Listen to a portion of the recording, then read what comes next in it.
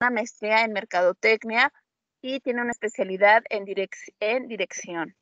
Su experiencia laboral tuvo la Dirección General de Comunicación Social en la Procuraduría General de la República. Ahí fue responsable del monitoreo matutino, revisión del órgano interno de información, seguimiento de información destacada.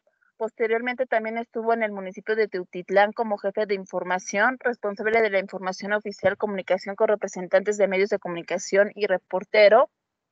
También estuvo en campañas políticas y ahí fue responsable de relaciones públicas y jefe de información. Ahí trató con representantes del medio de comunicación, community manager, responsable social media, reportero y fotógrafo. Y también trabajó en periódico Hoy Valle de México como escritor colaborador, sección de tecnología, y fue responsable de la investigación y redacción del artículo para la sección tecnológica. Y también tiene, experiencia docente y administrativa. En lo que cabe en la parte administrativa, ha estado en la Universidad del Valle de México como coordinador de gestión académica y coordinador de ambientes virtuales y hoy al día como coordinador de incubadora de empresas.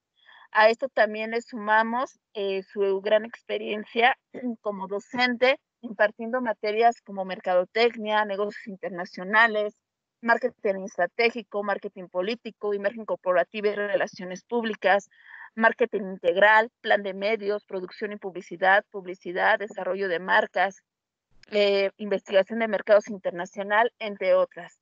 Pues no me queda más que cederle la palabra al maestro. Espero que, sea de su utilidad este gran tema. Adelante, maestro, y que tengan una excelente tarde. Bienvenidos. Maestra, muchas gracias. Gracias a cada uno de ustedes por su puntual asistencia.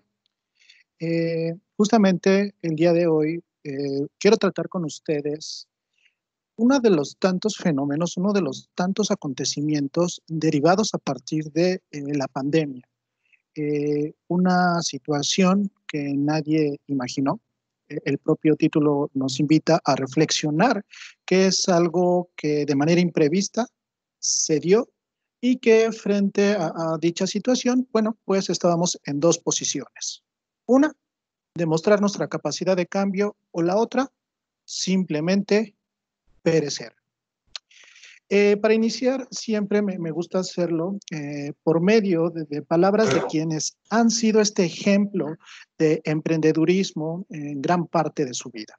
En esta ocasión es para Richard Branson, el fundador de Virgin. De una manera muy similar a como lo hizo Jeff Bezos de Amazon, Richard Branson comenzó su gran empresa a través de la venta postal de discos de entonces acetato. En ese momento él no llegaba a vislumbrar que poco tendría de vida su idea de negocio cuando aparecieran poco a poco los nuevos formatos de reproducción de música. Pero Branson no se quedó en ese umbral, no se quedó únicamente con esa idea. Fue de los emprendedores que más rápidamente aprendió la dinámica del mercado y que después del salto de vender discos por correo postal pasa a la industria de la música por medio de los estudios Virgin, después se diversifica para la parte de aviación y posteriormente lo hace ya apostando en el mercado de telecomunicaciones. Hoy la empresa Virgin es sin duda un ejemplo justamente de la necesidad de mantenerse siempre aprendiendo, sin importar que pensemos hayamos llegado a lo más alto. Él dice lo siguiente: el emprendimiento es hacer que aquello que te apasiona en la vida sea lo fundamental, de manera que puedas sacarle el máximo provecho y lo hagas evolucionar. Y pongo en rojo, y al propósito, dos palabras: apasiona y evoluciona. ¿A razón de qué? Una de las ideas que más comúnmente nos enfrentamos, quienes ya estamos más involucrados hacia la parte de los negocios, es que se piensa o se tiene la creencia que el dinero se gana de manera fácil. No estoy diciendo que siempre tengamos que trabajar muy duro para ganar dinero. Estoy diciendo que hay que trabajar inteligentemente para ganar inteligentemente. ¿Pero por qué menciono apasionar? Porque el emprendimiento nace justamente de esa pasión, de ese arrojo, de ese fuego en el que el emprendedor tiene que hacer lo que le gusta por una simple causa. Lo va a estar haciendo gran parte del tiempo. Y en esa veniencia y en ese camino habrá que sacrificar ciertas comodidades, incluso en momentos y en ocasiones, tiempo con la familia. Entonces, si algo nos apasiona, puede que nos agotemos, pero no nos cansemos en hacerlo. Y otro, que lo hagas evolucionar. Si tú haces algo y lo haces con esa pasión, también vas a buscar siempre la mejora continua. Si lo haces evolucionar, entonces estás dejando una huella, estás dejando un precedente de un antes y un después. Entonces, aquello que habremos de iniciar, es bien cierto, tiene que primero encantarnos a nosotros, maravillarnos a nosotros. Si es así, el tiempo nos dará la recompensa, que es el que otras personas vean en esa pasión también su identidad.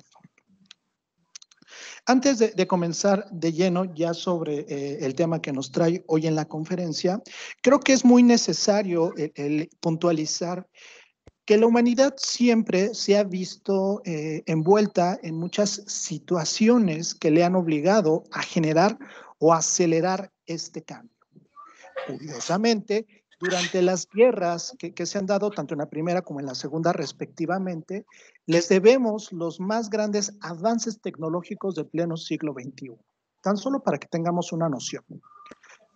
El correo electrónico o el emailing que hoy tenemos se da gracias a que los primeros ingenieros buscaban poder emitir o transmitir mensajes de un lugar distante a otro.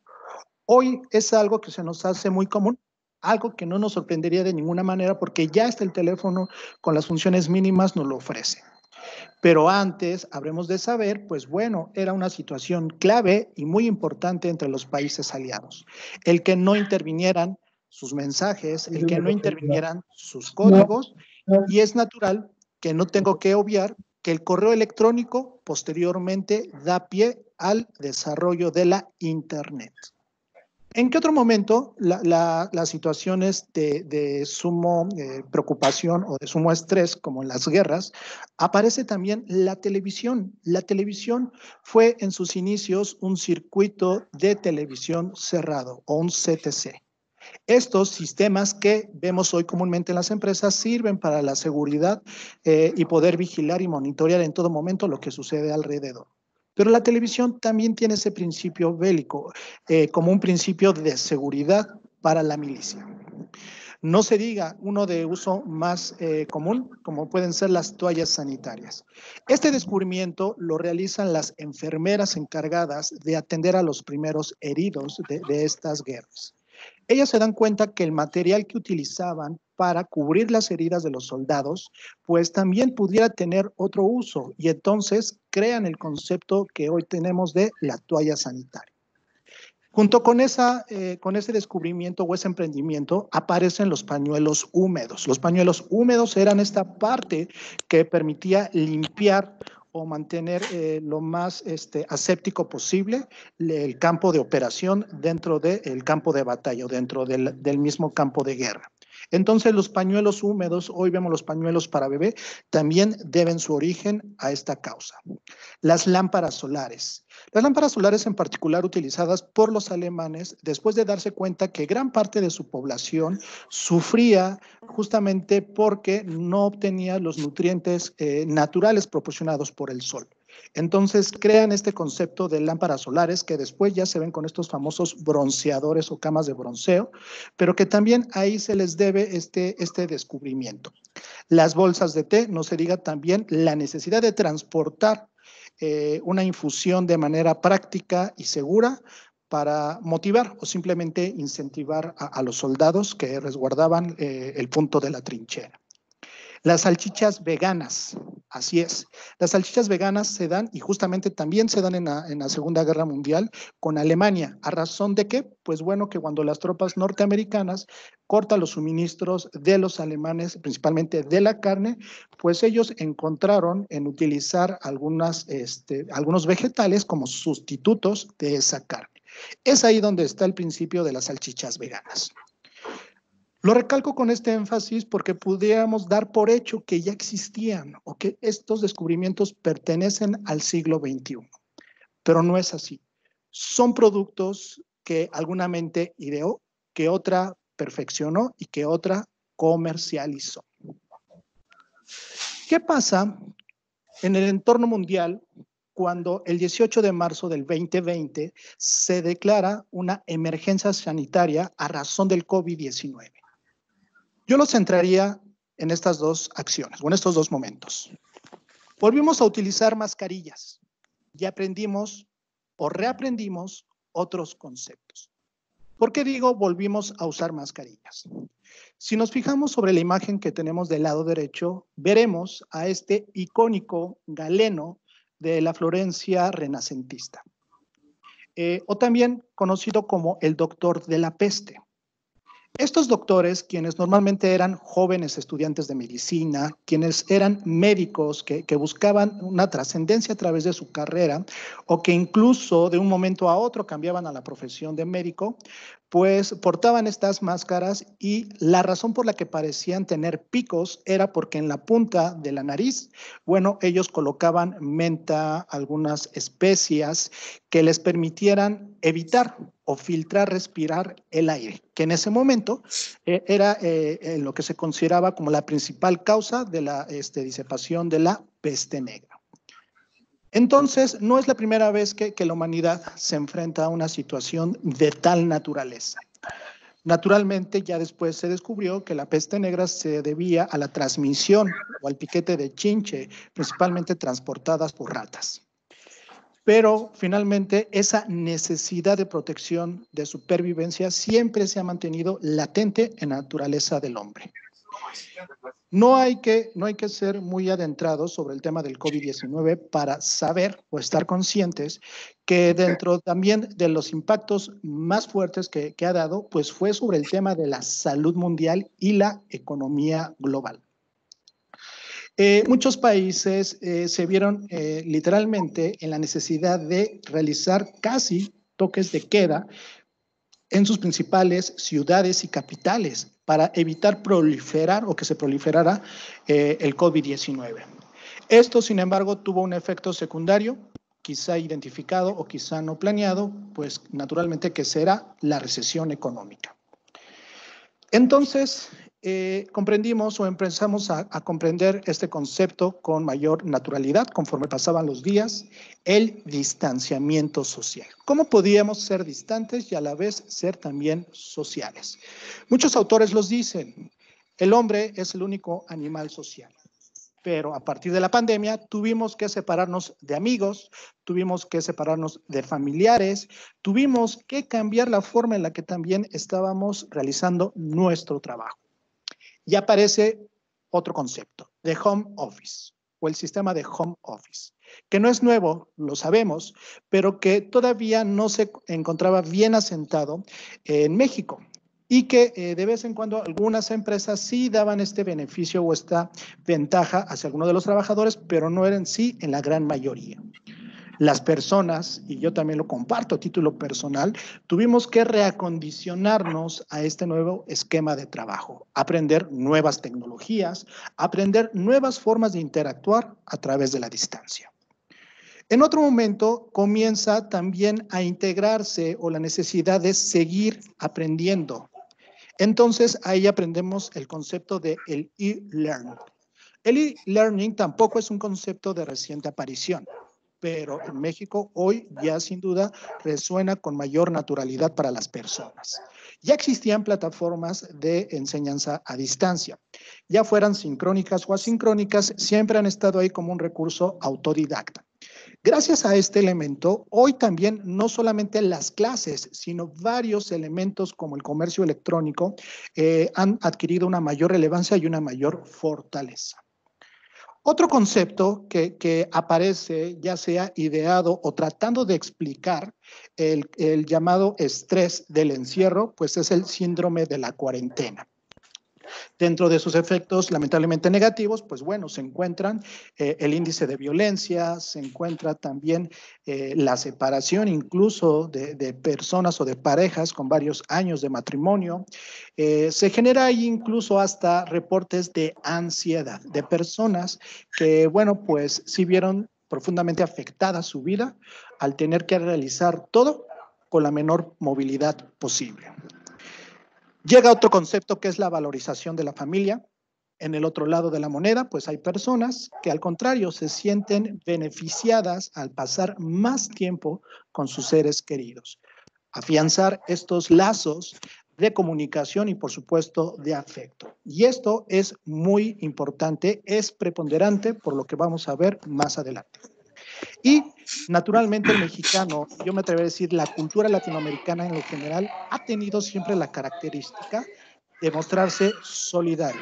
Ya lo veíamos en su momento con los efectos del temblor de septiembre. Ya lo veíamos en otros momentos con países hermanos que hoy se ven afectados por los fenómenos meteorológicos. La solidaridad ha surgido y siempre ha sido el mexicano el que ayuda a otros mexicanos. ¿Por qué? Porque, bueno, sabemos que son nuestros amigos, son nuestros conocidos, los que abren las tiendas, los que abren la recaudería, los que se encuentran detrás del mostrador tratando también de subsistir o de sobrevivir ante esta situación no planeada. Decía hace un momento que no es el primer momento en el que la humanidad se enfrenta a una situación que atenta contra su calidad de vida y estilo de vida. Les comparto una imagen de un evento en un estadio de fútbol en España. Y es en particular hacia la época de la fiebre española, a donde nos vamos. Vemos que la gente también trataba de analizar este fenómeno a su estilo de vida. Naturalmente, siempre hubo quien pudo aprovechar o supo aprovechar, capitalizar esta lamentable situación. Vamos a ser más fríos o más específicos sobre algunas situaciones o consecuencias del COVID-19. El COVID-19, México y el emprendimiento se ha dado de la siguiente forma, y es un resumen muy específico. Una de las principales causas que vienen a impactar a la economía nacional es el desplome del precio del petróleo a $18 de la mezcla mexicana. Momentos en la que la cotización del dólar ha llegado hasta 24 pesos.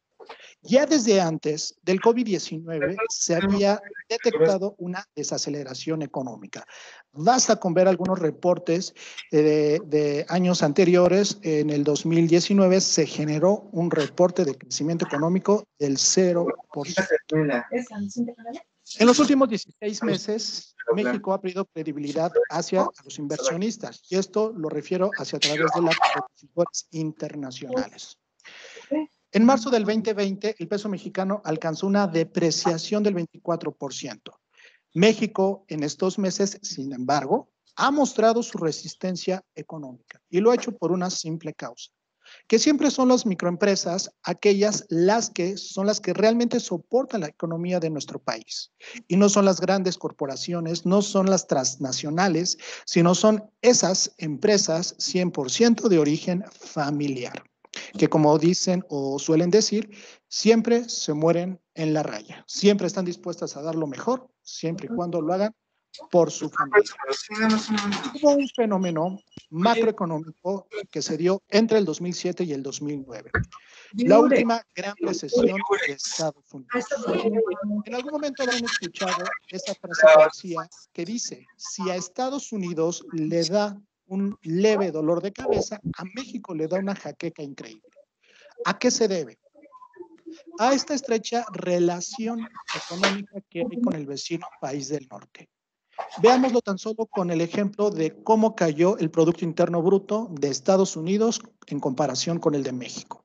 Si en Estados Unidos el PIB decayó el 2.5%, en México fue casi más del doble, el 5.3%. ¿Por qué menciono este panorama? No tanto por ser desolador, sino porque en este momento se resalta la necesidad de confiar o de buscar ingresos adicionales a los de un trabajo estable o los de un trabajo de oficina.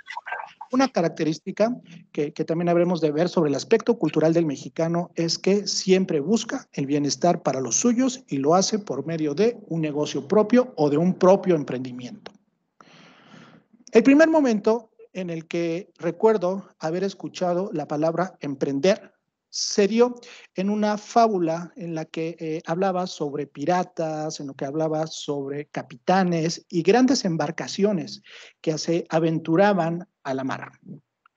No comprendía por qué en algunos párrafos siempre se manejaba el emprender o una empresa como al hecho de llevar especies exóticas, especias, plantas o algún otro tipo de telas de un país a otro o de lugares exóticos o recógnitos del mundo. No fue sino hasta después de entender un poco más la analogía que me di cuenta del por qué se le dice así.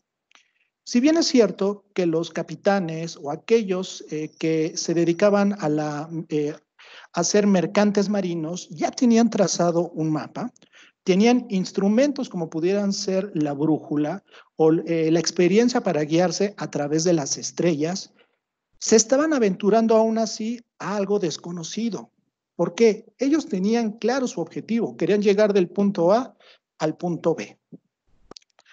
Pero había muchas situaciones antes de que pudieran concretarlo.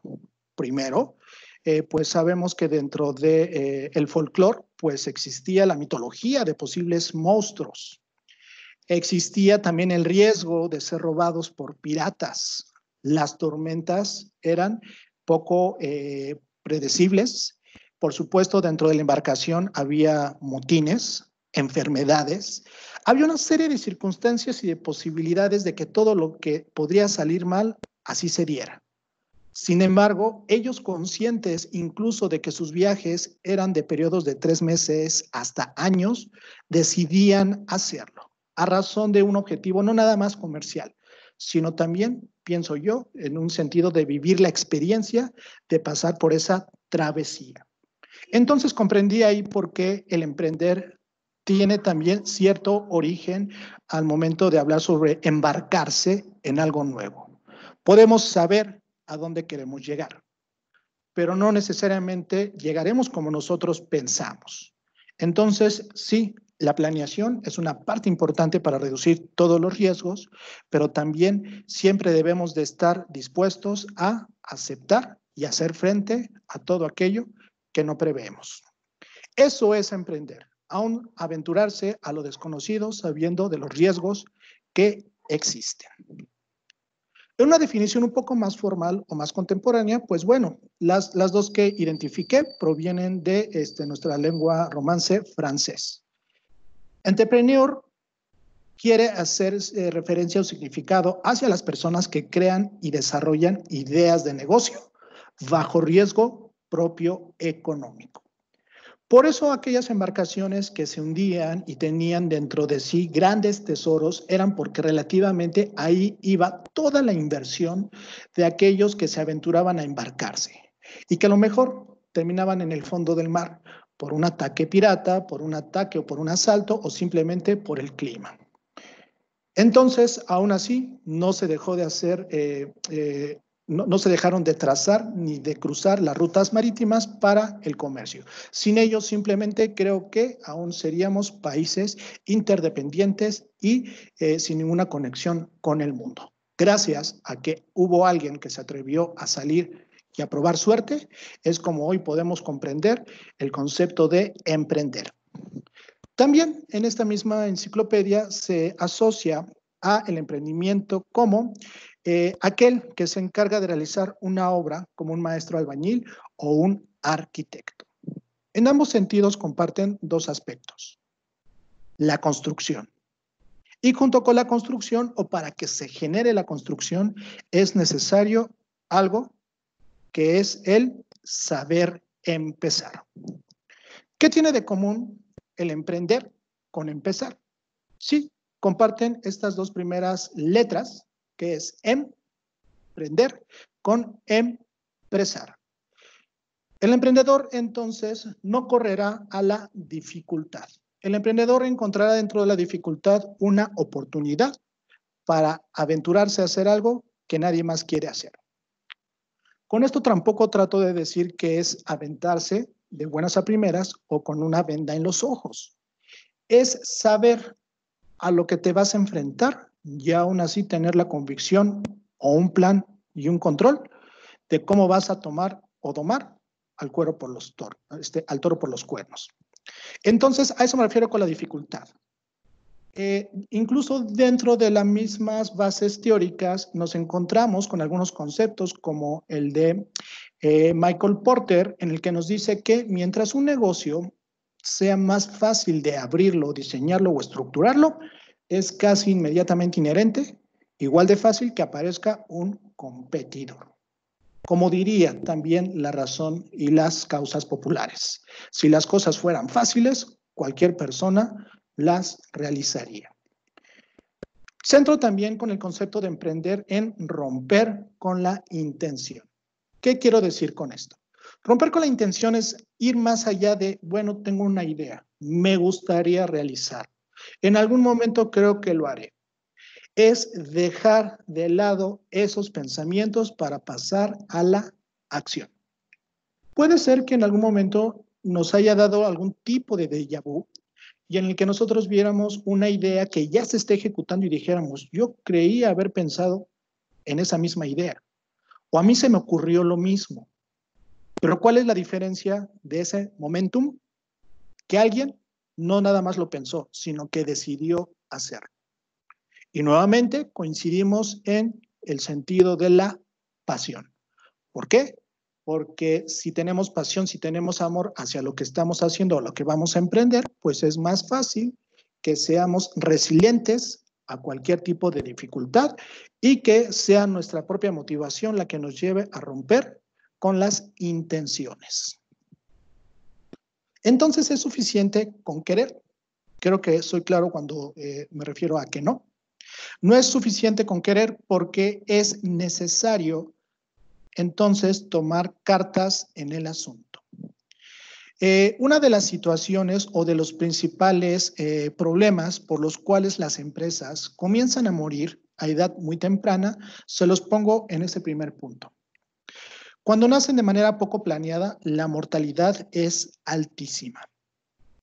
Una de las situaciones que también es común escuchar u observar es que si nosotros vemos que un negocio comienza a tener éxito, pues bueno, me pongo enfrente de ese negocio. Al fin también me va a ir bien. Si él vende, yo vendo. O si él genera expectativa, yo también voy a generar expectativa. Puede ser que de un golpe de suerte así sea. Pero si damos un paso sin previsión o sin saber hacia dónde queremos ir, lo más seguro es que vayamos hacia el fracaso. Quien no planea, planea para fracasar.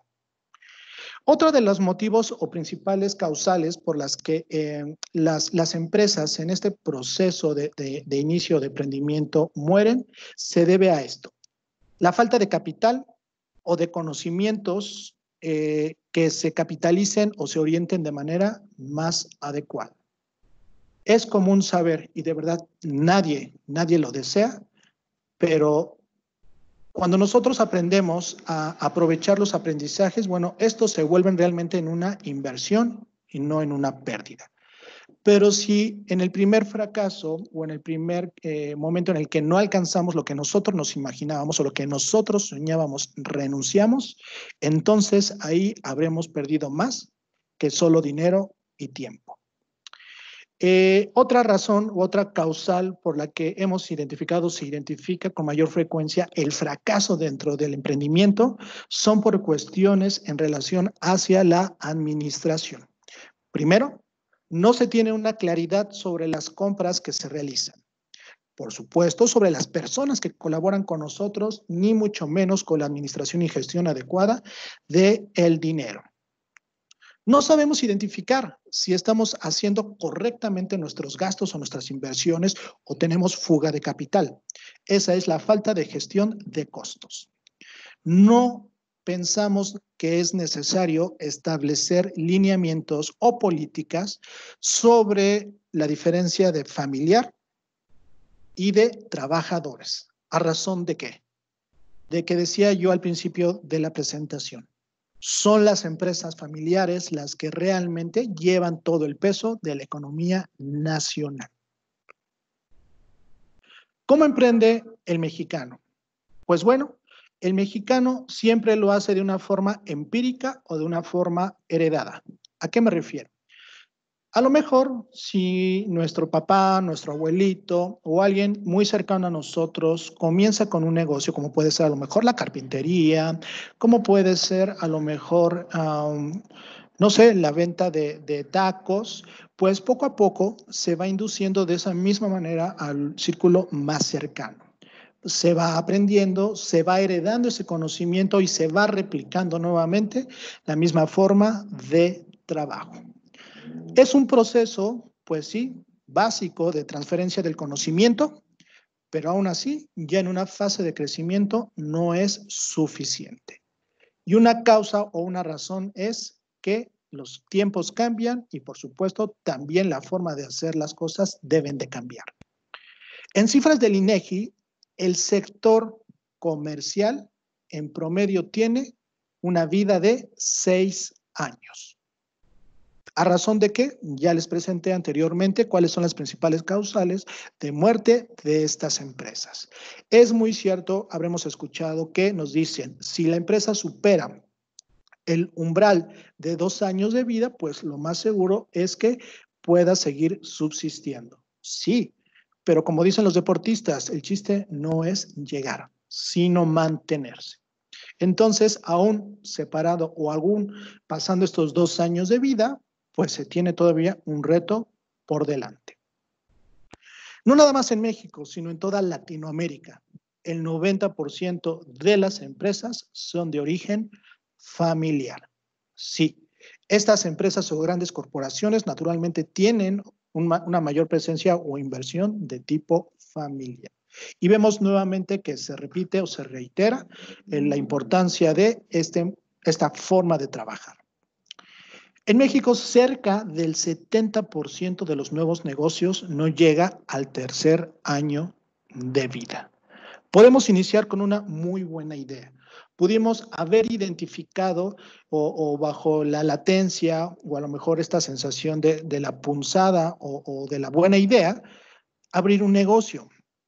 Sí, un negocio genera normalmente expectativa cuando es nuevo, pero al pasar del tiempo se va perdiendo el interés si no tiene algo nuevo que ofrecer, si no se redirecciona a nuevos mercados o simplemente porque el consumidor deja de apreciar atractivo el producto o el servicio que ofrece. Comenzamos a crecer, pero se decrece con mayor rapidez. La vida promedio de una empresa familiar es de 25 años. ¿Esto por qué? Bueno, porque las generaciones finalmente van envejeciendo. Los hijos, los nietos o los herederos tienen otro tipo de intereses y ya no siguen la línea del fundador. Cuando las empresas logran institucionalizarse, que significa ya la integración de capital en el mercado, pues bueno, amplían su periodo de vida, pero aún así también está dentro de un parámetro de los 50 años. ¿Quiénes se encuentran hoy emprendiendo en nuestro país? Los jóvenes entre los 25 a los 44 años de edad en promedio. Esto nos quiere decir que el emprendedor hoy es más joven que hace algunos años y que también más personas a partir de los 40 años están comenzando a emprender. El emprendedor mexicano, decíamos, tiene otro empleo, perdón, y además tiene un negocio propio.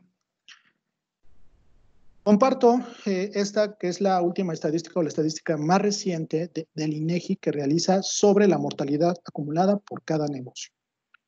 En esta primera barra, donde vemos el número 1, vemos ahí cuál es el número de empresas que fallece en promedio en el primer año, casi un 36%. A los 5 años se incrementa considerablemente, casi alcanzando el 72%.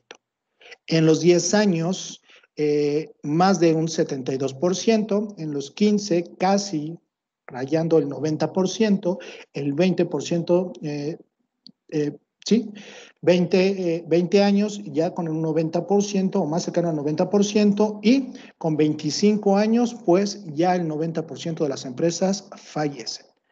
Con esto, ¿qué les quiero decir?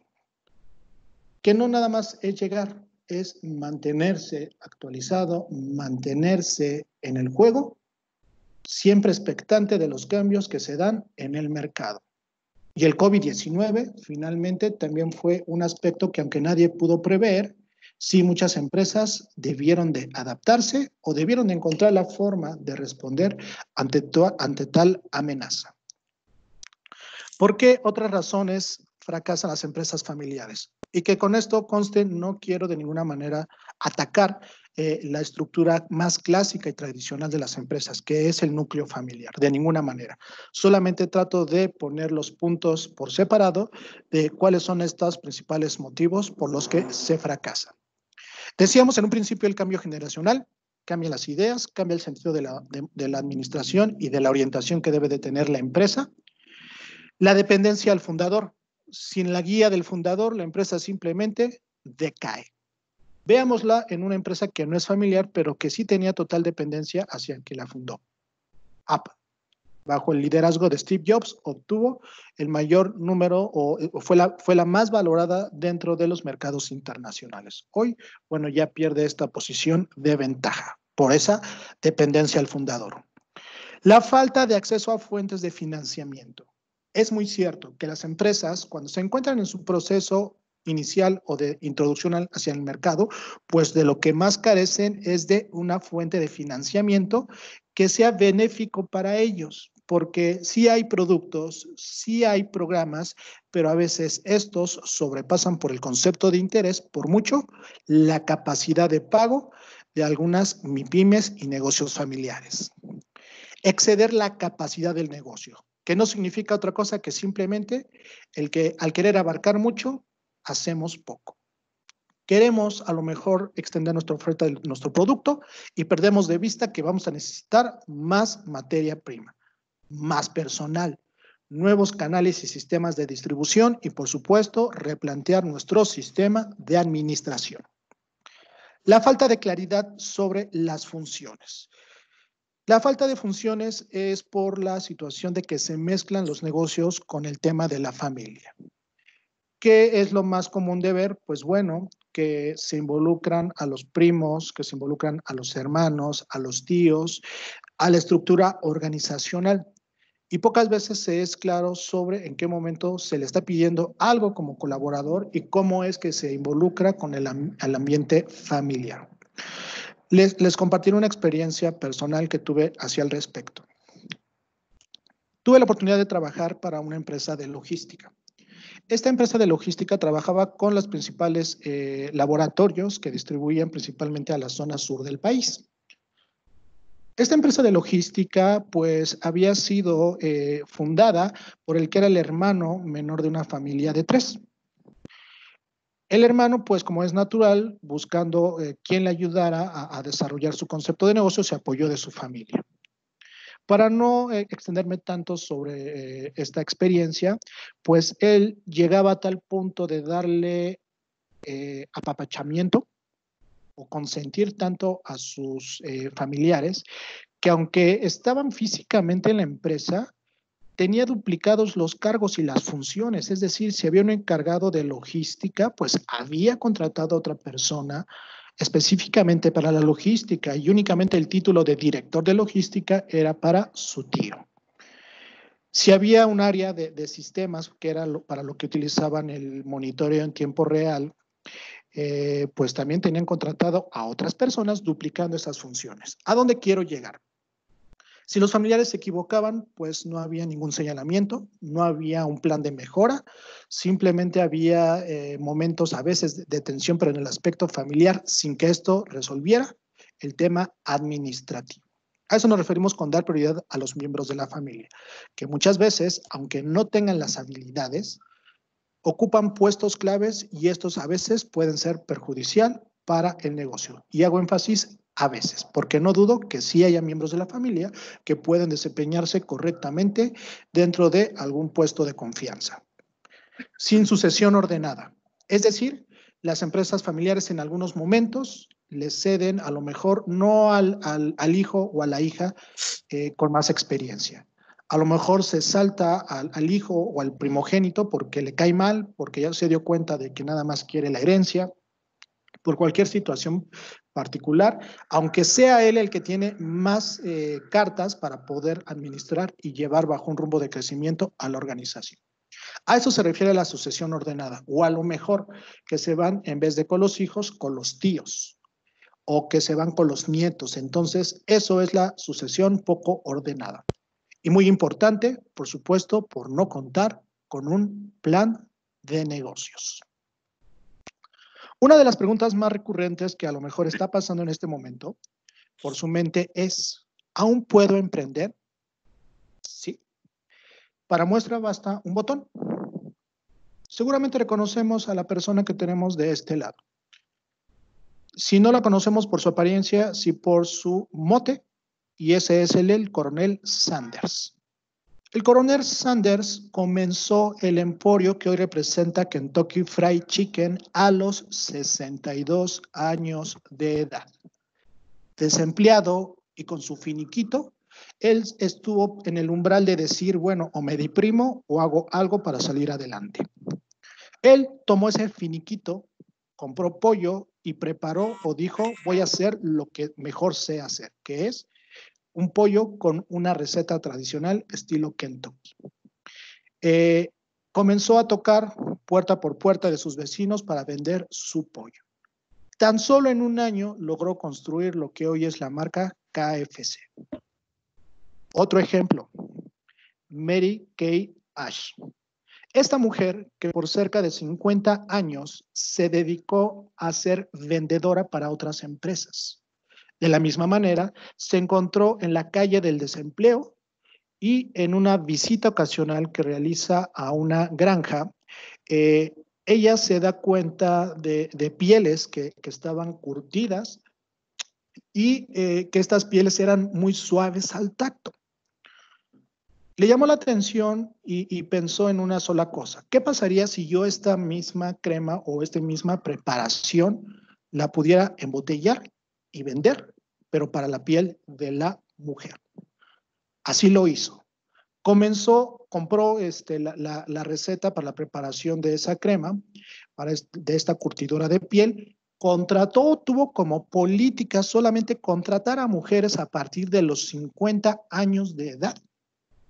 Y hoy también el emporio de Mary Kay, pues bueno, es notable. Siempre orientada a apoyar hacia la mujer, se hizo emblemática por estos famosos coches rosas que eran otorgados o eran regalados como premios a sus mejores vendedoras. Entonces, ¿en dónde están nuestras siguientes eras del emprendedor? Entre los 35 y los 44 años de edad y en una tercera de los 55 a los 64 años. Solo son métricas, pero también del mismo modo y del otro lado, hay jóvenes hoy millonarios que iniciaron emprendiendo con nada. No hay una edad para emprender. Cualquier momento es el adecuado. Solo falta la decisión. ¿Cómo iniciamos en el proceso del emprendimiento? Pues bueno, aquí les traigo un esquema dentro de todos los que podemos encontrar de los autores y libros que creo resume perfectamente cómo podemos dar un primer paso. El primero dice identificar una necesidad, después tener una idea, decisión de transformar la idea del negocio y se va a elaborar un plan de negocio. Abajo tenemos las acciones, crear la empresa, lanzar el producto al mercado, conseguir financiamiento, crecer para finalmente expandirse. ¿Cómo se ha dado esto frente al COVID-19? Pues bueno, decíamos que identificar una necesidad. Ojo, muchas veces pensamos que cuando decimos identificar una necesidad, estamos queriendo decir crear una necesidad. Las necesidades no se crean, pero sí se descubren.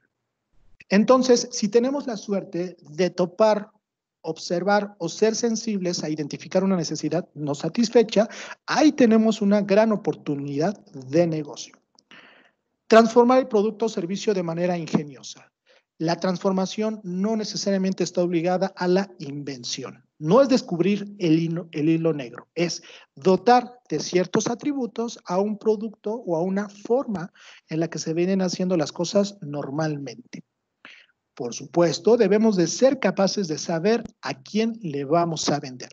Que no porque a mí me guste, piense que a la demás gente o a las demás personas también les va a gustar. Si no les doy una solución real hacia un problema de su vida diaria, pues simplemente mi producto, por más llamativo o atractivo que sea, no va a generar mayor interés. De esas ventas, pues, generamos un ingreso, nos monetizamos, nos capitalizamos. Y cuando finalmente el emprendedor dice, voy a comenzar, lo va a hacer con una idea en mente. Los resultados nunca se van a ver de un momento a otro. ¿Recuerdan cuánto tiempo les decía que le llevó al coronel Sanders construir su emporio? Al menos un año. Y eso fue gracias a que todo lo que ganaba lo volvía a reinvertir.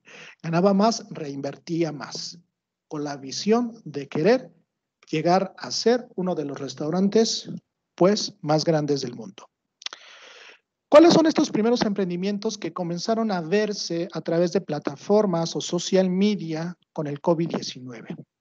Tenemos estos que saqué de una captura de pantalla de Marketplace, esta plataforma especializada o que Facebook diseñó para poder ayudar peer-to-peer o venta de persona a persona. Las grandes corporaciones comenzaron a carecer de la materia prima o en algunos casos incluso del producto acabado, principalmente de gel, de gel con base alcohólica o con base de alcohol, o este famoso gel antibacterial, productos sanitizantes, por supuesto desinfectantes, cubrebocas, estos famosos aspersores para limpiar el aire, y las personas comenzaron a generar sus propias versiones. Gracias al Internet consiguieron las recetas, con muy poca inversión lograron generar los envases y se pusieron a venderlo directamente a sus vecinos o a las personas. De un momento a otro, junto a los alimentos de conveniencia o a las tiendas, era fácil ver colgado ahí una mascarilla, era fácil ver ahí una botella de PET con gel antibacterial que se vendía al por menor de la cantidad de 350 mililitros entre 70 y 80 pesos. Un emprendimiento que se generó gracias al COVID-19. Tenemos uno del lado derecho, uno que es muy común de ver a lo mejor en los fines de semana. Decíamos que el emprendimiento, o tengo que hacer énfasis en que el emprendimiento siempre se da en dos vías o en dos alternativas. De una manera incidental o de una manera planeada. La manera planeada es el ejemplo del lado izquierdo y la manera incidental es cuando surge de manera imprevista. Aquí tenemos el ejemplo que nos dice alguien que traiga cerveza y cigarros a domicilio. Y abajo me sorprendió la rapidez con que alguien le contestó que ellos le podrían ofrecer eso que ellos estaban buscando. Ahí estaba la oferta o la necesidad. No era que no pudiera conseguir la cerveza, sino que quiere la comodidad de recibirlos directamente hacia su domicilio. ¿Le estamos ayudando a resolver un problema? Por supuesto. Del otro lado, ¿estamos ayudando a atender una demanda de mercado? También. En ambos sentidos, pues ambos emprendimientos fueron generados por medio de esta pandemia. Decíamos en la tabla o en el modelo que les mostraba hace un momento, que necesitábamos tener una idea. Sí, las primeras ideas que surgieron con el COVID-19 pues fueron la situación o el pánico de desabasto de productos médicos y por supuesto también del contagio. ¿Qué generó esto?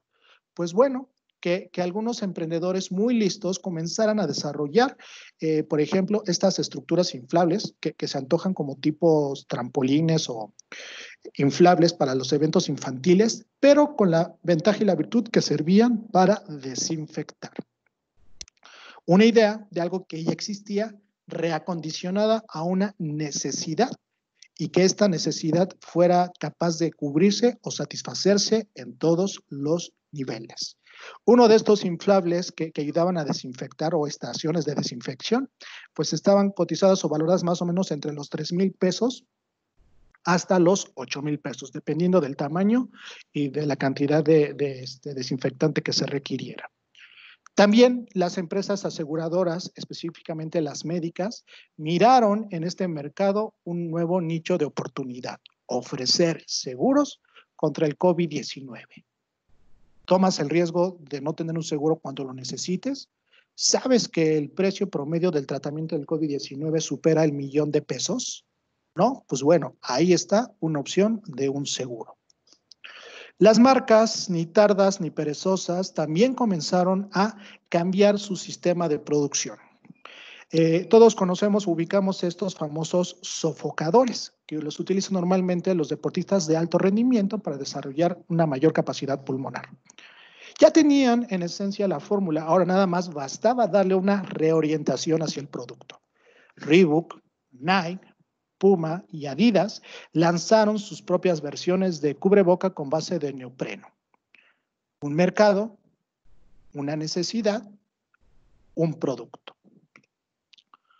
Decíamos entonces que tener una idea es la base, pero algo muy importante y que también yo siempre enfatizo al momento que tengo la oportunidad es que si tú tienes una idea, la repienses al menos unas 100 veces más.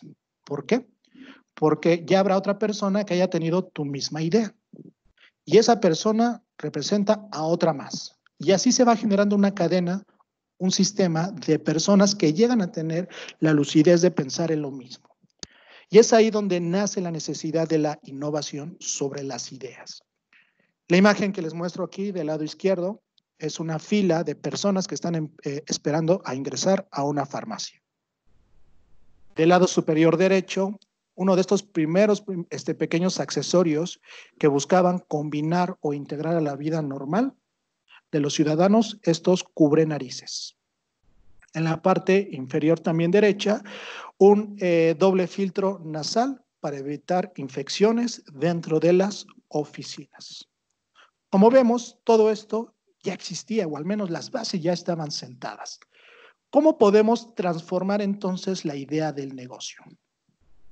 Del lado derecho, todos reconocemos esta máscara, porque es uno de los aspectos culturales más arraigados de nuestro país. El Hijo del Santo.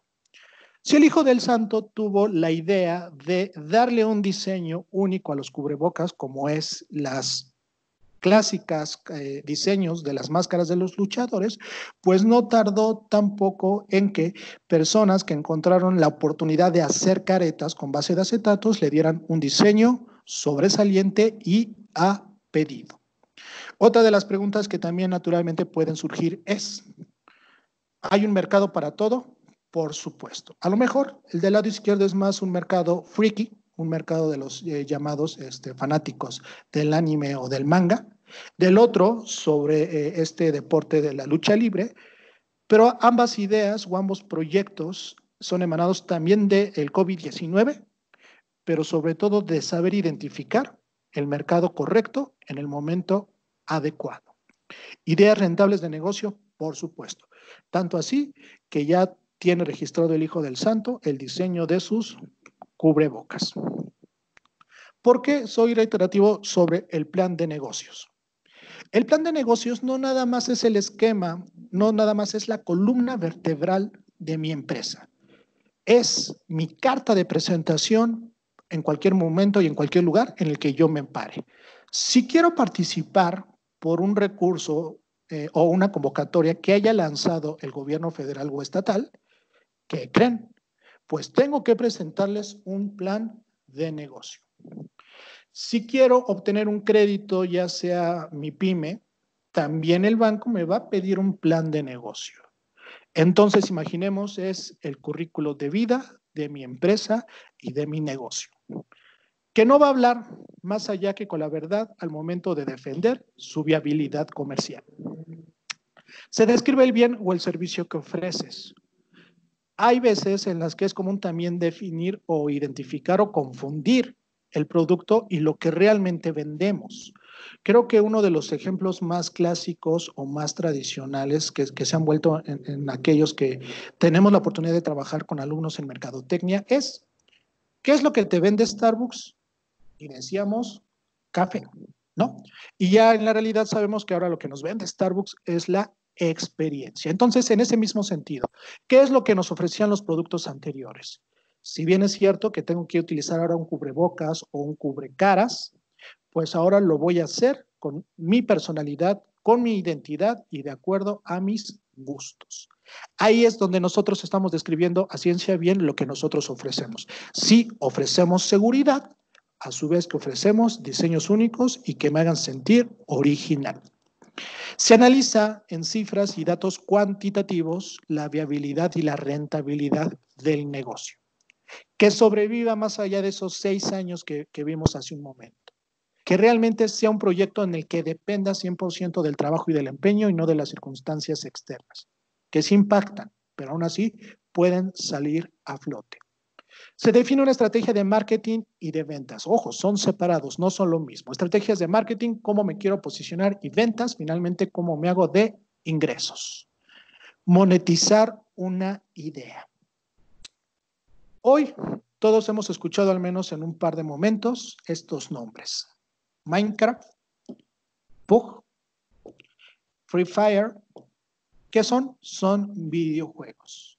Los últimos 3, excepto el de Minecraft, son de descarga gratuita. ¿Y por qué los menciono? Porque son videojuegos muy atractivos que pueden descargar ya sea en computadora o a través de celular o en consolas y que dirían, bueno, ¿cuál es el negocio? Pues el negocio es que si tú quieres customizar, quieres personalizar o incrementar tu experiencia, pues tienes que pagar con dinero real. Eso es monetizar una idea. Tú puedes dar algo, pero tienes que redituarte de alguna u otra manera. Otro sentido muy importante en el plan de negocios es los aspectos legales que correspondan a la empresa o a la organización. Si estamos bien con Hacienda, estamos bien con todo lo demás.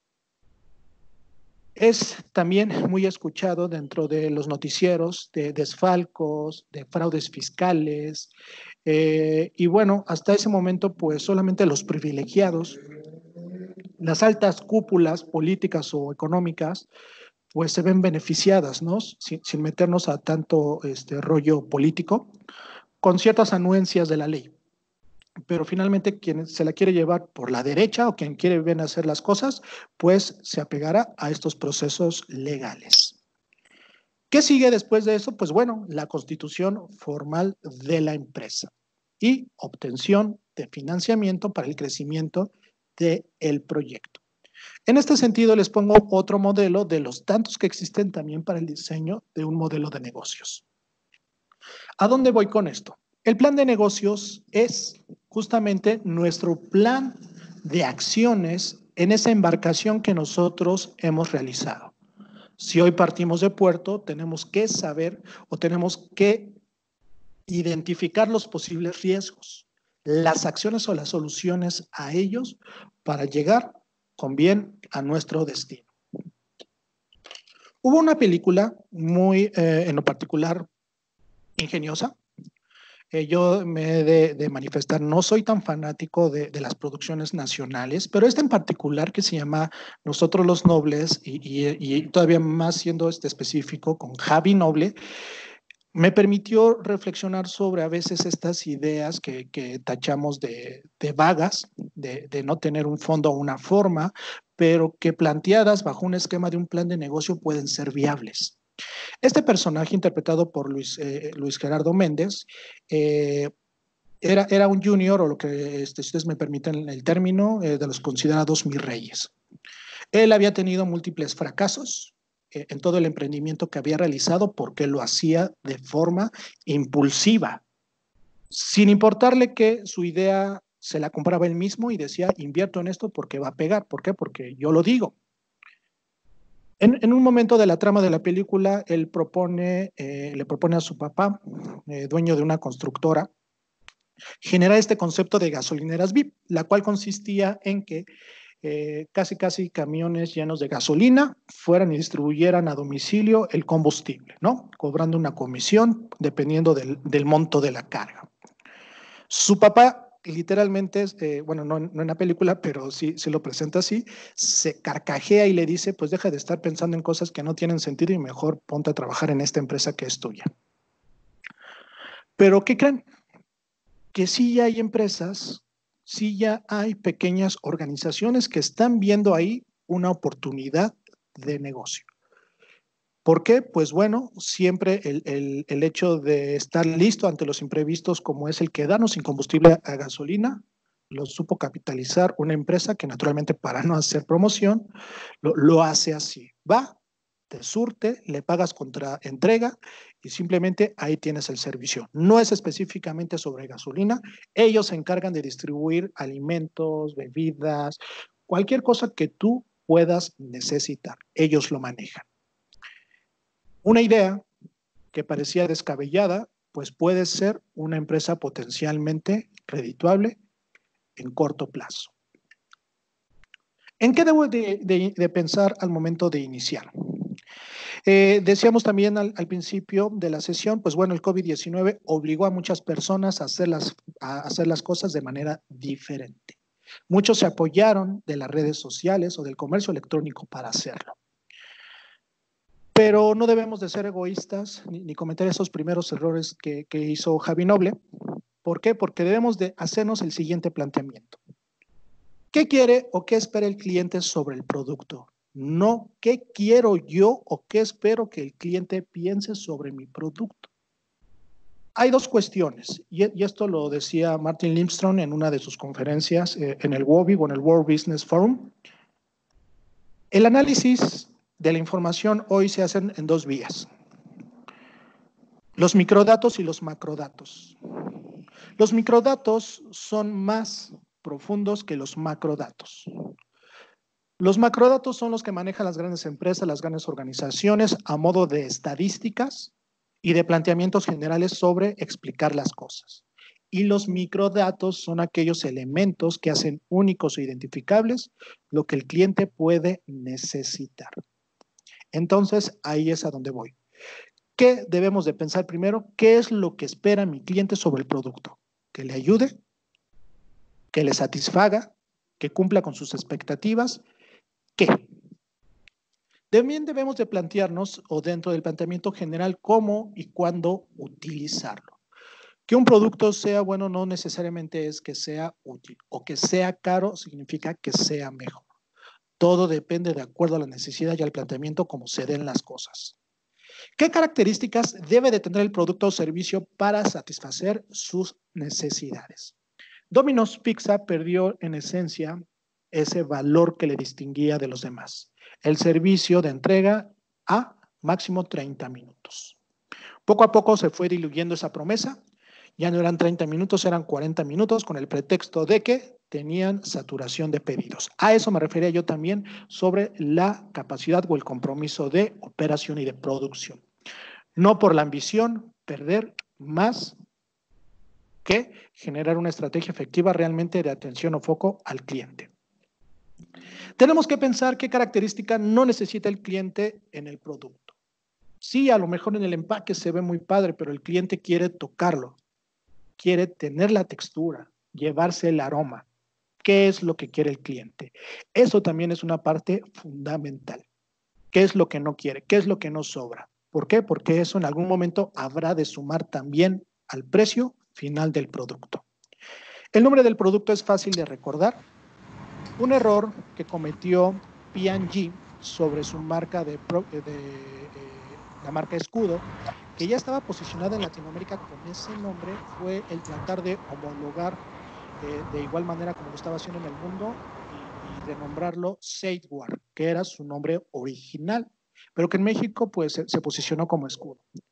Cuando hacen este cambio de imagen, pues se dieron cuenta que habían cometido el error cuando la gente dejó de comprar el producto. Estudios más adelante dieron el resultado, la causa. Le daba pena a las personas pronunciar mal Safeguard. ¿Qué hicieron? Acto seguido regresaron al nombre de Escudo. Algo muy similar pasó con la transición de Sabritas a Lay's. Entonces ellos lo único que hicieron fue en su momento nada más mantener el clásico fondo en forma de papa que caracterizaba a las bolsas, ¿no? Aunque hayan eliminado la clásica sonrisa. Otra pregunta u otro planteamiento sobre el producto o sobre el servicio. ¿Cuáles son los colores, tamaños o formas más populares? Un producto puede ser atractivo por la presentación. Sí, la presentación suma a la posibilidad de venta entre un 25 o un 35%. Entonces, si nosotros nos dirigimos a un segmento infantil, pues ¿qué tenemos que darles? Conceptos o elementos o insights que le interesen al sector infantil. Si nosotros nos dirigimos a papá o a mamá, pues también saber identificar los insights que quieren papá y mamá para el tipo de producto. ¿Qué calidad de vida?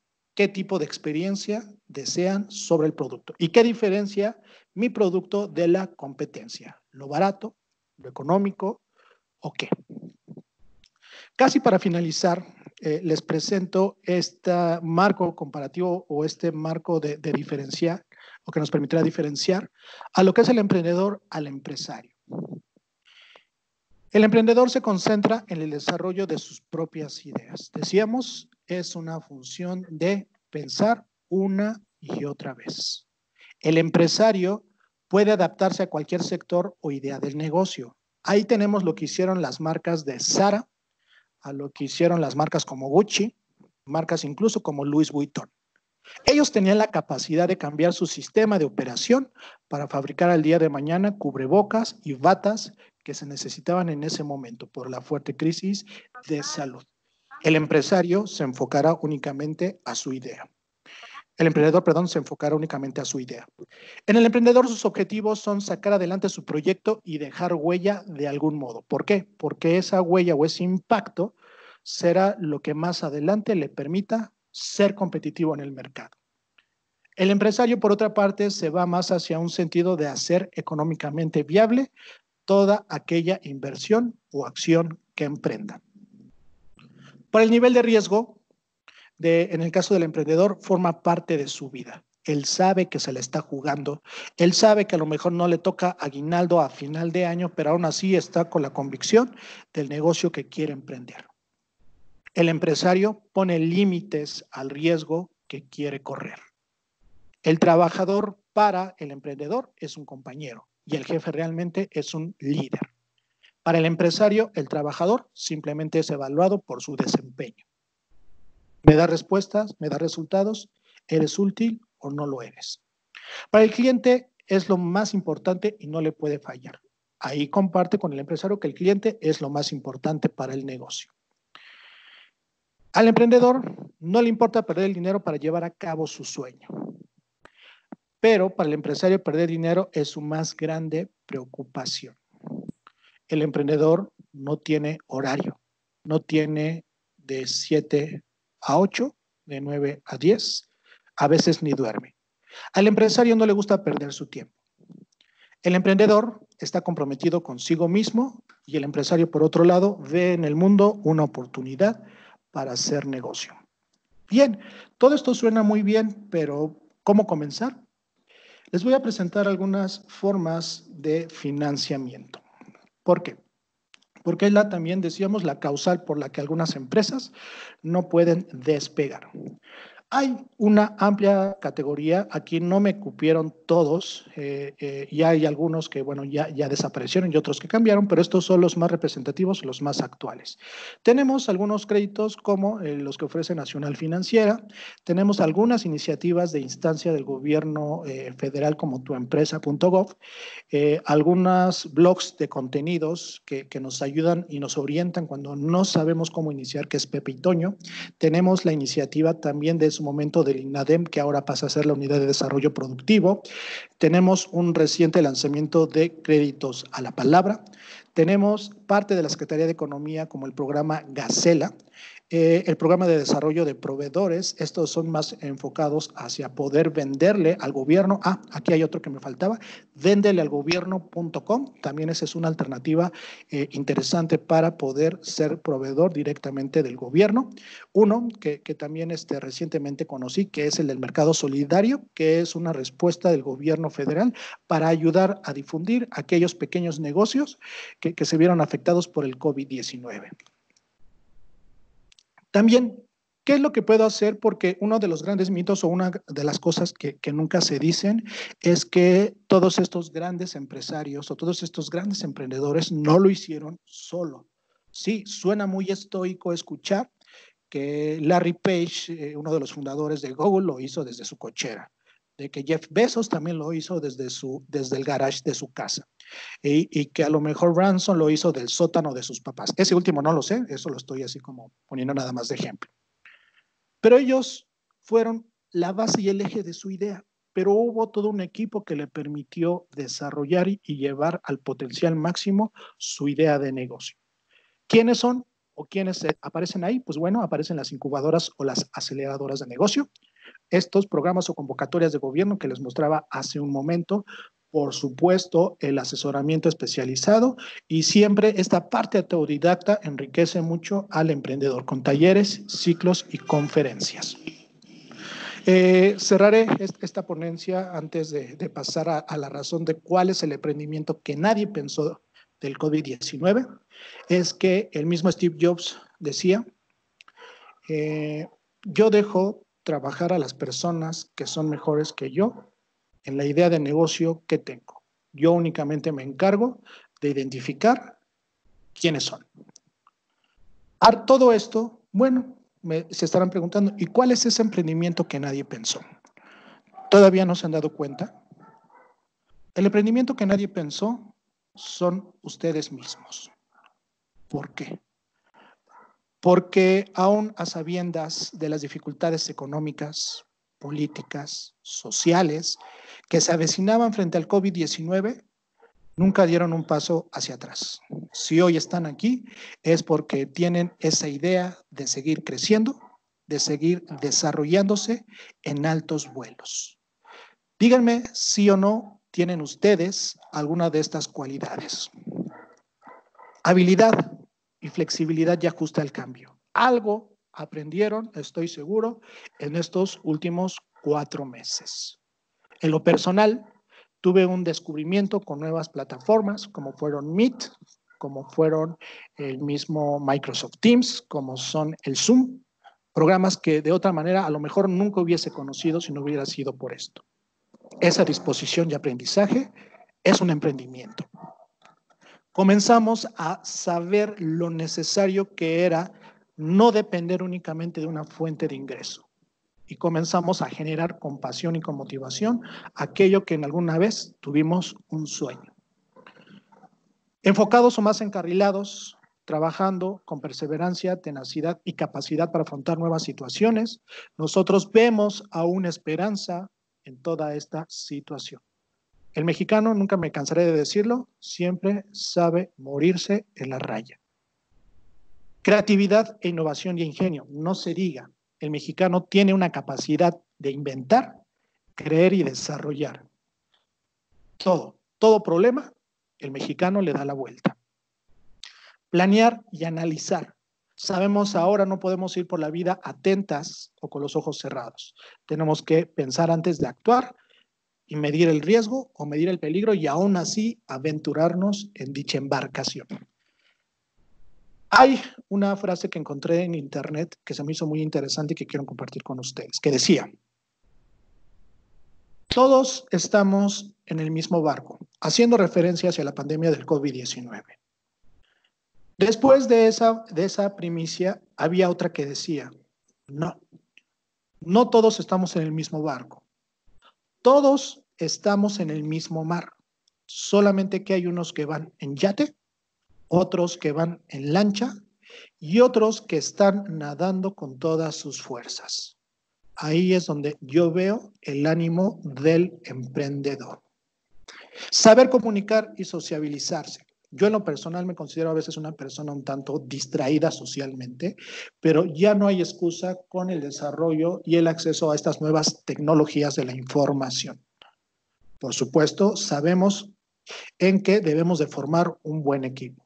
Si hoy tenemos la fortuna de todavía tener un empleo, Sabemos que, bueno, pues es porque se está valorando nuestro esfuerzo y quienes no, pues bueno, que es una muy buena oportunidad para demostrar que se equivocaron al ya no continuar con nosotros. ¿Cuál es mi recomendación única y última que haría? El asesorarse. Nunca está mal el preguntar. Dicen que el que pregunta no se equivoca. Hasta aquí quisiera dejar mi ponencia al día de hoy con todos ustedes. Si me lo permiten o si tuviesen algunas preguntas, los escucho con mucha atención.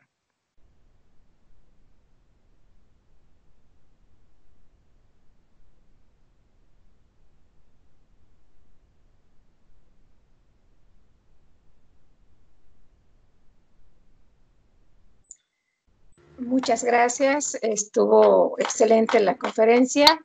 Me llevo muchos puntos que voy a desarrollar que me van a ayudar para mi idea que traigo de proyecto. Gracias. No, al contrario, muchas gracias a usted. Gracias.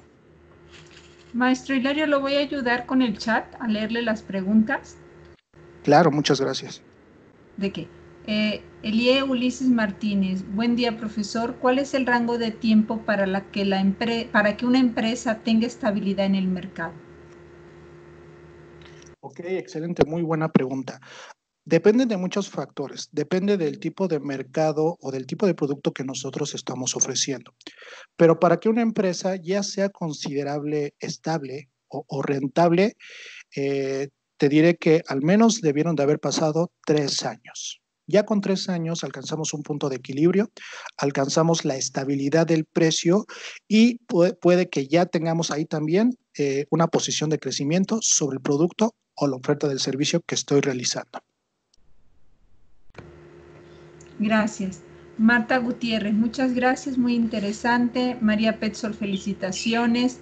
Lisbeth Monroy, muchas gracias por su conferencia. Lourdes Cera Mercado, excelente, muy interesante. Nora, muchas gracias, excelente.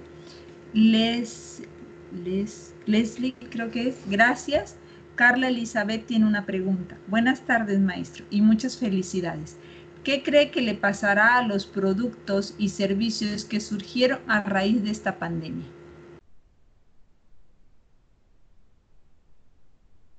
Excelente pregunta, Elizabeth. La Organización Mundial de la Salud está vaticinando que la pandemia no se va a ir. Entonces, considero que estos productos seguirán siendo ya parte de la canasta básica. Les ponía el ejemplo de la fiebre española. Bueno, la fiebre española tuvo un periodo, tuvo un momento en el que culminó y terminó, pero hoy por hoy creo en particular que esta situación del COVID-19 no ha tenido un precedente, al menos en las mismas dimensiones. Entonces, estos productos seguirán teniendo un mercado potencial. Y si en México llegase a darse el caso de que estos datos decrecieran, siempre existen los mercados internacionales. Hay todavía un potencial, hay todavía varios nichos que podemos aprovechar.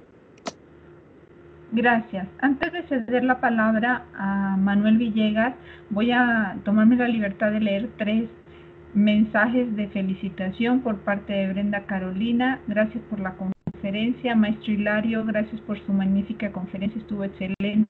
José Leiva. Muy buena conferencia, Miriam Edith Pérez. Muchas gracias por la conferencia, profe, dice Brandon Samuel Ruiz. Le cedo la palabra a Manuel Villegas.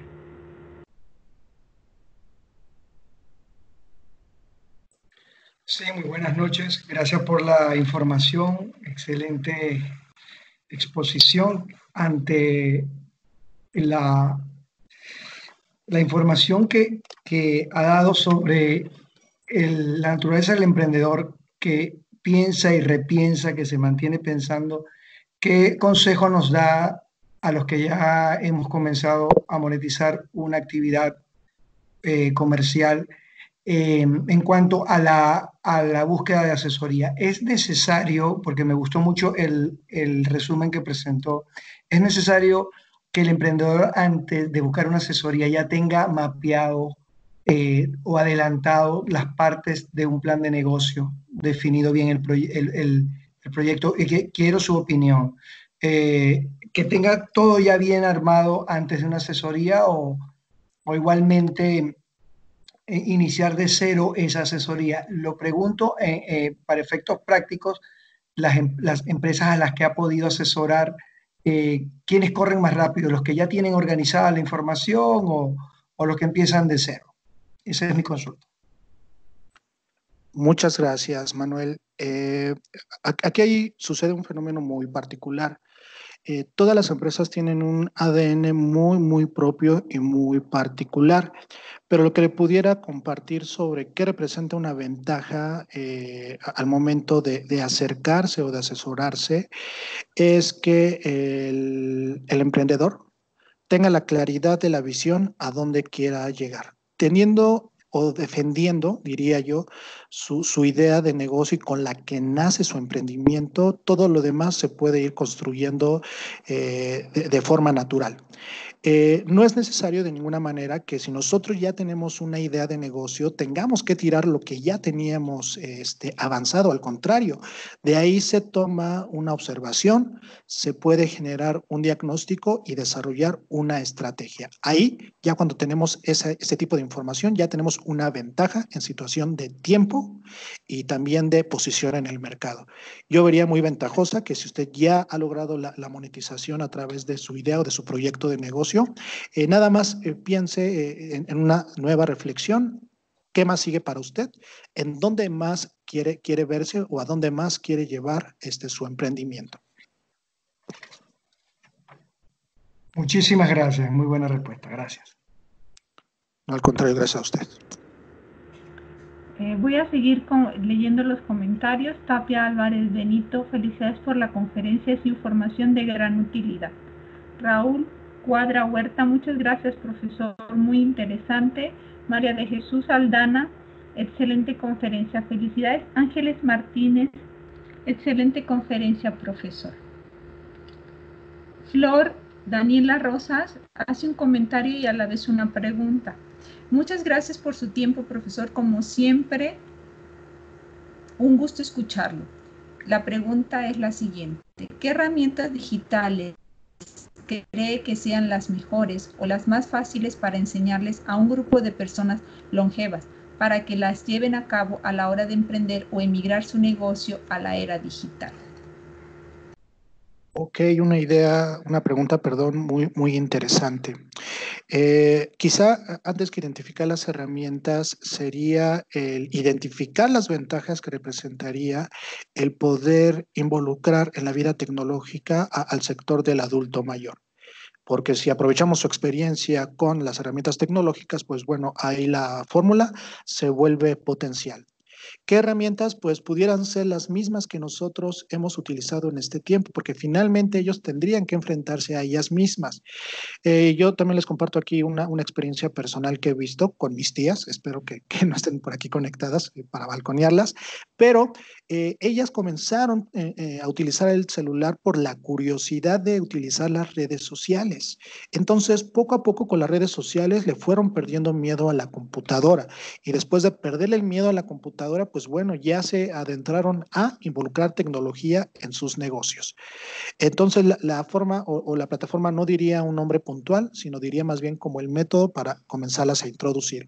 Y ya a partir de ahí, de sus intereses y de sus necesidades, pues bueno, ellas mismas serán quienes identifiquen a dónde más llegar o a dónde más involucrarse. Gracias. Patricia Pérez Fuentes, muchas gracias por su conferencia excelente. Carla Elizabeth nos hace otra pregunta. Los negocios que se adaptaron en formato en línea y de cierta forma es rentable, ¿será factible que al regresar a la normalidad, entre comillas, dejen de lado esta parte o que lo siguieran llevando a cabo a pesar de que ya no genere lo mismo que cuando se estuvo en la pandemia? Ok. Difícilmente creo que al menos en los siguientes 2 años estos negocios desaparezcan. Habrá todavía un buen nicho de mercado. pero ya la decisión a lo mejor de seguir bajo la misma línea o la misma estrategia de acción dependerá mucho de los objetivos o de la finalidad que tengan estas empresas. Si a lo mejor a ellas ya les genera poca ganancia, si a lo mejor a ellos ya les genera poco mercado, pues migrarán a otras partes. Entonces, en este sentido, pues dependerá mucho de lo que ellos mismos estén buscando para su emprendimiento y para el producto que venden. Puede ser que lo sacó de un apuro económico, pudiera ser que les ayude en cierto momento y que hasta ahí haya sido su interés. Entonces, es un factor ahí muy, muy variable.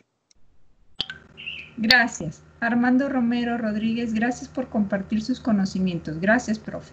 Sebastián Maximiliano. Le voy a leer su comentario y las preguntas que tiene. Muy buena exposición, excelente profesor. Quisiera saber, el emprendimiento que nadie conoce somos nosotros, pero basándonos en experiencias, el poder crear o emprender mediante una situación específica como la pandemia es suficiente para mantener al público enganchado, entre comillas, a un producto después de que la situación llegue a su fin, o la adaptabilidad e innovación constante es una alternativa aunque se llegue a modificar en su totalidad el producto. Muy bien y muy interesante también pregunta. Yo diría que no, más bien la innovación y la adaptación no serían hoy ya una opción, sino ya es una obligación de todas aquellas empresas que al menos quieran seguir vigentes en los siguientes años. Con esto quiero decir, o con la razón de que el emprendimiento que nadie pensó somos nosotros mismos, es hacia este despertar o a esta nueva conciencia de todo lo que nos rodea. Si en este despertar de conciencia ahora asumimos que podemos nosotros ser un agente de cambio, de que no requerimos grandes inversiones para iniciar o emprender un negocio y que basta con tener una idea clara, es ahí donde yo descansaría la respuesta. Es por ello que considero que sí, es bien importante la innovación, el cambio y la flexibilidad, pero sobre todo la decisión de comenzar a hacer algo, de iniciar algo por nuestros propios recursos y bajo nuestros propios sueños. Gracias, maestro. Fernanda Neri, muchas gracias, profesor, por tan interesante sesión. María Petzol pregunta, profesor, buenas noches. ¿Recomendaría venta de ropa para el home office vía online o cursos online, o le parece que está saturado? Y lo felicita por su conferencia. Muchas gracias. Perdón, ahí no entendí muy bien la pregunta. Sí, recomendaba vender la ropa para home office o hacer cursos online. Cualquiera de estos dos, ¿qué le parece si está saturado vía online? Ok, perfecto. Ambas me parecen todavía ideas muy rentables de negocio. Estaba viendo en el transcurso del fin de semana que ya hay una empresa de ropa que lanzó literalmente la ropa de home office, que es... Imaginemos una pijama y en esta pijama pues se ve como una camisa formal, ¿no? Y el pantalón pues es la clásica pijama y hasta con pantuflas. ¿Qué quiere decir esto? Que bueno, han identificado adecuadamente un nicho de mercado, suena atractivo, es cómodo y no dudo que haya consumidores, específicamente millennials como su servidor, que los estarían comprando, ¿no? Siempre que sea algo que llame la atención. Pero también esta parte de vender cursos en línea se ha vuelto muy rentable. Amazon es como soporta la mayor parte de su esquema de negocio con la venta del modelo que se llama long tail, que es, te ofrezco una amplia diversidad de productos o de servicios casi especializados. Entonces, estos cursos también pueden atender a esta tendencia de long tail o de cola larga para seguir siendo redituables y ventajosos.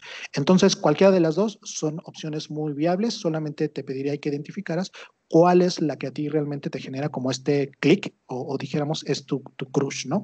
Para comenzar a desarrollar tu emprendimiento. Maestro, está preguntando Mireya Rodríguez si puede repetir el nombre de Amazon, lo que ahorita comentaba. Claro, es el modelo que se le denomina de larga cola o long tail. Gracias. No hay otro comentario en el chat. Cedo el micrófono a quien guste ahorita hacer algún comentario o sesión de preguntas. Lo que estaban comentando en el chat sobre que la sesión de la conferencia de mañana no tiene el link, nuestra compañera Marta Yolanda Pancardo acaba de colocar Todo el calendario ya viene ahí la liga de acceso. Gracias. Si gusta alguien tomar el micrófono para algún comentario. Buenas noches. Sí. Buenas noches, Luis Sánchez de VM Mérida. Tengo yo un comentario, unas preguntas. Buenas noches, maestro. Se ha dado mucho ahorita que muchos emprendimientos parten a partir del COVID y algunos otros se fueron adaptando para hacer a través de online. Cuando acabe esto del COVID, ¿sería recomendable que se conservara los medios de comunicación y en vez de regresar a los tradicionales? Sin embargo, yo creo que va a depender del giro mercantil y el tipo de objetivo de cliente al que se tiene. No sé cuál sea su punto de vista, pero yo creo que eso va a influir mucho en el próximo año, yo creo, a mediados del siguiente año. Ese es mi comentario. Gracias. Claro, muchas gracias. Yo de igual forma coincido en que hoy ya todas las plataformas digitales dieron a demostrar su valor, ¿no? Y la versatilidad que tienen para adaptarse a cualquier idea de negocio. Yo en lo personal también considero que no sería recomendable soltarlo. Hoy se ha fortalecido y se ha posicionado y el día de mañana si surge un nuevo canal de comunicación, un nuevo canal de venta o de distribución incluso, las redes sociales, las plataformas digitales van a estar ahí para sumar. Entonces, no considero necesario eliminarlo. Si nos sigue siendo útil o funcional, pues seguirlo promoviendo, seguirlo aprovechando. Muchas gracias. Muchas gracias. Maestro, si me lo permite, hago el cierre de la conferencia.